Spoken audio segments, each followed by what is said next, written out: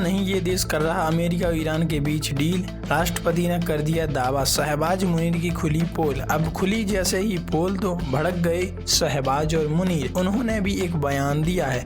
देखो बहुत कुछ चल रहा है इस समय जियो पॉलिटिक्स में। आइए जानते हैं क्या है पूरा मामला। खबर सामने आ रही है, पाकिस्तान नहीं ये देश कर रहा अमेरिका और ईरान के बीच डील। राष्ट्रपति ने कर दिया दावा, शहबाज मुनीर की खुली पोल।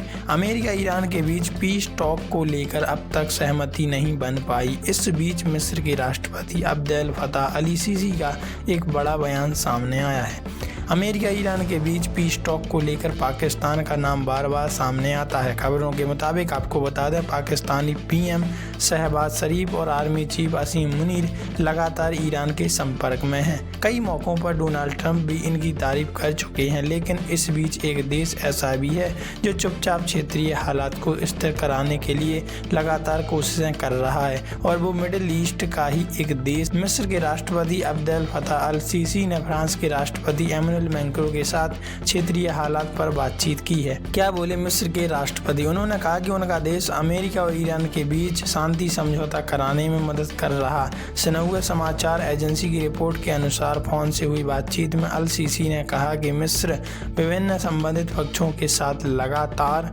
और गहन संपर्क में है ताकि अमेरिका और ईरान के बीच एक व्यापक समझौता कराने में मदद मिल सके। उन्होंने कहा कि इस मामले में मिस्र का रुख अंतर्राष्ट्रीय कानूनों के सिद्धांतों और देशों की संप्रभुता तथा उनके संसाधनों के सम्मान पर आधारित है। हार्मुज स्ट्रेट खुला रहना चाहिए, एमेनुएल मैक्रों का ऐसा कहना है। फ्रांसीसी राष्ट्रपति मैक्रों ने बताया कि फ्रांस क्षेत्र में स्थायी शांति स्थापित करने और मध्य पूर्व को अराजकता की ओर जाने से रोकने के लिए प्रयास कर रहा है। उन्होंने इस बात पर भी जोर दिया कि हार्मुज स्ट्रेट खुला रहना चाहिए और वहां से जहाज़ों की आवाजाही पर कोई रोक नहीं लगनी चाहिए। इससे पहले अमेरिकी राष्ट्रपति डोनाल्ड ट्रंप ने कहा था कि अमेरिका और ईरान परमाणु समझौता होने के काफ़ी करीब पहुंच गए हैं। हालांकि उन्होंने चेतावनी भी दी है कि अगर बातचीत सफल नहीं होती तो सैन्य कार्रवाई भी एक विकल्प बनी रहेगी। ट्रंप ने अब क्या कहा? फॉक्स न्यूज़ की रिपोर्ट और इंटरव्यू में ट्रंप ने कहा कि उनकी सरकार की सबसे बड़ी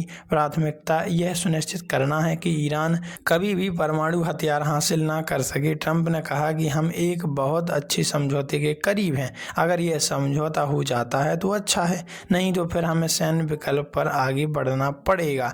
उन्होंने दावा किया कि ईरान ऐसी शर्तों पर सहमत हो गया जिनके तहत वह परमाणु हथियार विकसित नहीं करेगा और ना ही हासिल करेगा।